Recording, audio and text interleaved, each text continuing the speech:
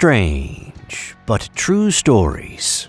Tales from the light side, the dark side, and the other side. I'm Steve White. What's real?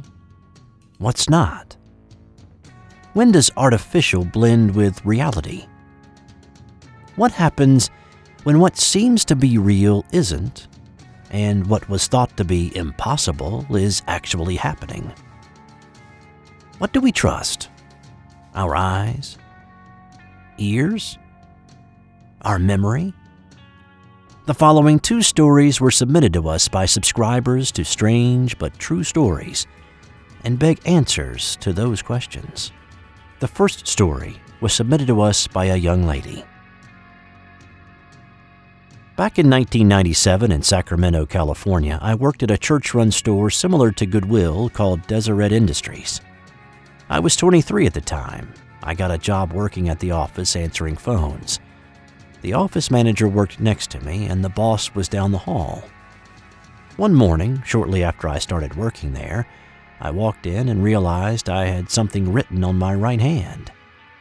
I had to turn my hand upside down because of the way it was written. It was a signature and a phone number. I was baffled because I had no memory of it or how it got there. There was no way I could have written it because I'm right-handed and can't write with my left hand if my life depended on it. There was a second office girl that worked with me who greeted visitors. I showed her the signature, and she told me it looked like our boss's handwriting. I compared it to a document he had signed, and it matched perfectly. I was stunned. And then the entire memory came flooding back to me. The night before, I had been walking home. I lived just down the street. I still had a Walkman at that time, the portable cassette player, and I was listening to a Beatles tape. All of a sudden, I felt dizzy. It didn't last very long, but it was an intense dizziness, and then realized I was suddenly standing in the middle of the road. Cars honked at me, and I had to hurry and get back on the sidewalk. The sidewalk looked different, with bark instead of dead grass. I kept walking home when I ran into a guy about my age. He asked what was attached to my hip, and I told him it was a cassette player.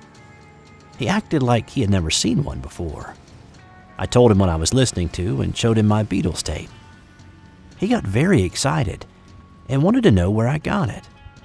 I told him there was a music store down the road, and he wanted to know where it was. So I walked down the street in that direction, but when we got there, the building was completely empty. I thought that was strange, and I told him where I worked, and we backtracked and got back to the store. I noticed that the cars looked really different, though, like 1950s or 1960s cars. What was going on? We made it back to where I worked, but the building was a furniture store instead. That made no sense. The woman I talked to didn't have a clue as to what I was talking about when I told her about how I worked in this building. She said she knew everyone and had never seen me before. I couldn't really explain what was happening, so I shrugged it off and smiled at the guy. He asked if he could give me his number. I gave him my hand, thinking all this was very strange. He wrote his name in cursive and number on my hand.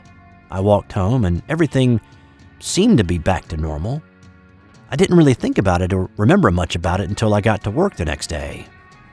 I went down the hall to ask my boss if this looked similar to his handwriting. This was really the first time I had officially met him. I would guess he was in his 60s.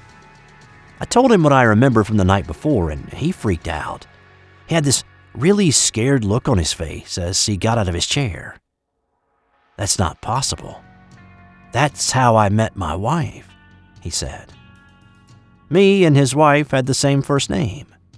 I started to wonder if it was just a psychic memory, but his signature was clearly written on my hand. It had happened to me. My boss was backed all the way against the wall, looking at me like I was the devil, out to steal his soul or something. He finally asked me to leave his office. The next day I found out I lost my job because the boss thought it was an elaborate prank My manager and another guy that worked there didn't believe me either. Knowing what I know now, I should have taken a photo of my hand and confronted my boss again.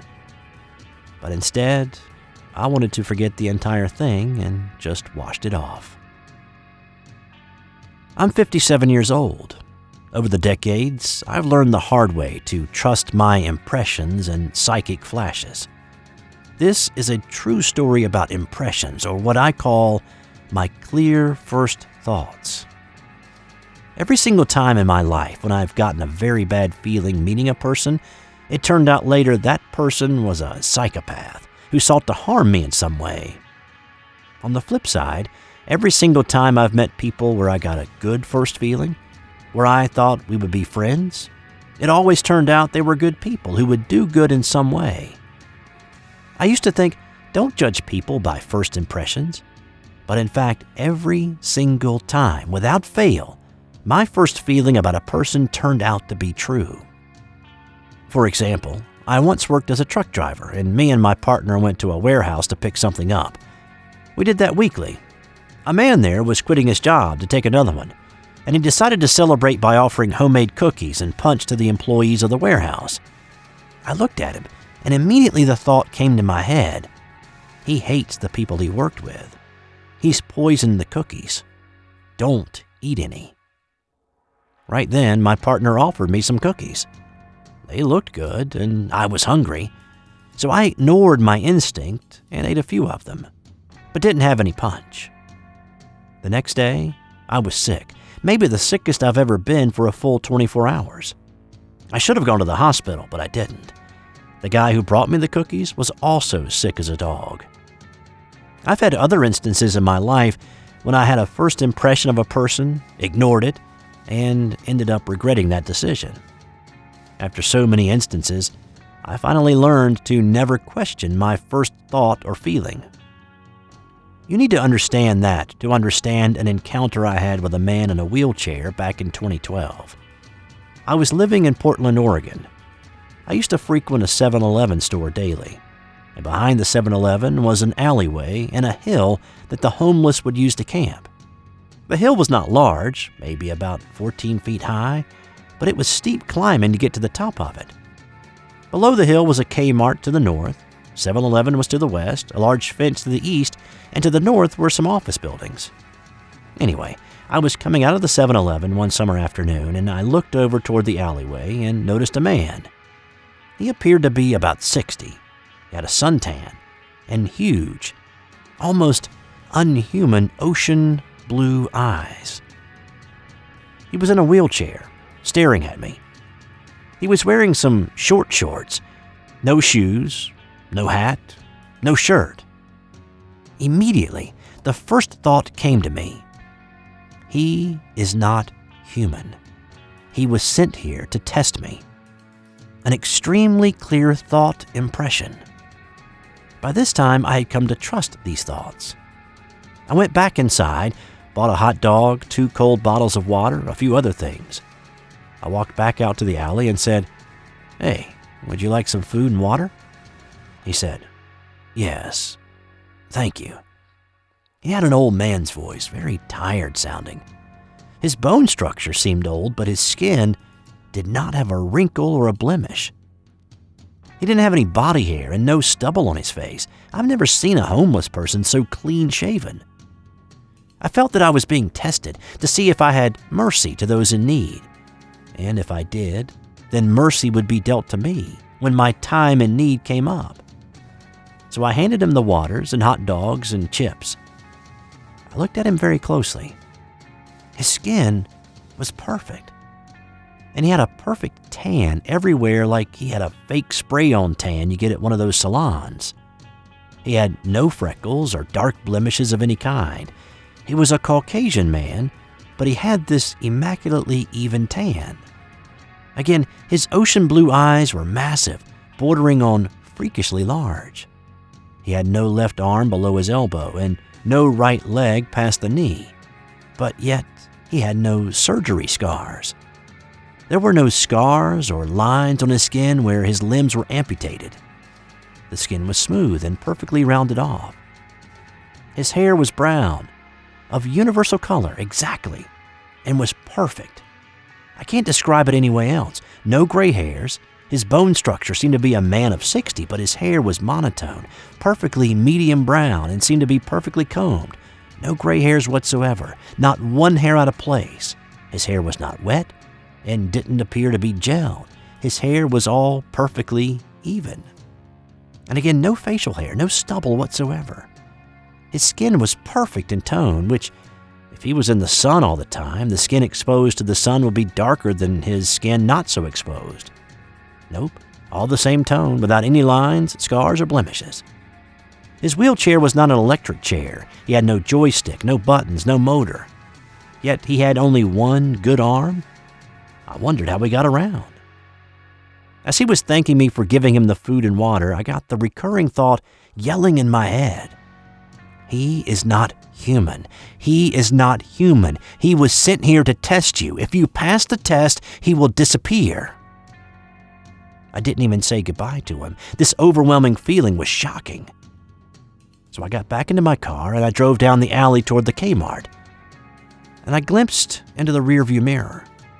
He was still there, staring at me. I looked ahead for a second, then looked back in the rearview mirror. He was gone.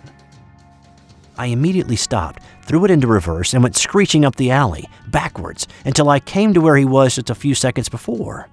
I put it in park and looked around. Gone. I drove over a few yards and parked, quickly got out, ran into the 7-Eleven. He wasn't there. I asked the clerk, "Did an older guy in a wheelchair just come in here?" He shook his head. "Nope." I got out and I ran around to the alley. There's no way he could have gotten his chair up that hill. It was a hard climb, even for me, and this guy had only one arm and one leg. I ran to the gas station, looked in, nothing. I got back in my car and drove up the alley toward the south, looking for him. I never saw him again. There is absolutely no way he could have gotten out of my sight in the time period he had to move, unless he was an Olympic sprinter. He vanished. Was this a dream? Nope. It really happened. I don't do drugs. I never drink alcohol. Like I said, I have had similar experiences in the past. Ever since I had a near-death experience at age 11, I've had plenty of paranormal experiences. Can I be 100% sure that this man was not real? I can't. But like I said, over the decades, I've learned to absolutely trust my first thought impressions. It's never failed me, although I used to ignore them. I wound up on the street myself 2 years later, and mercy was shown to me that helped me get off the street. I credit that mercy shown to me to having helped that man in the wheelchair on that summer day in 2012.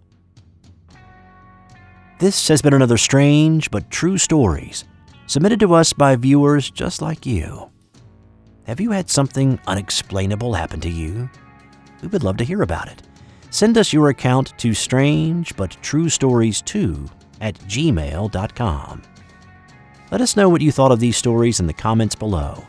Subscribe if you haven't already, and sign up for notifications to know when the next SBT video drops to YouTube. Thanks for watching this video. I'm Steve White. Until next time.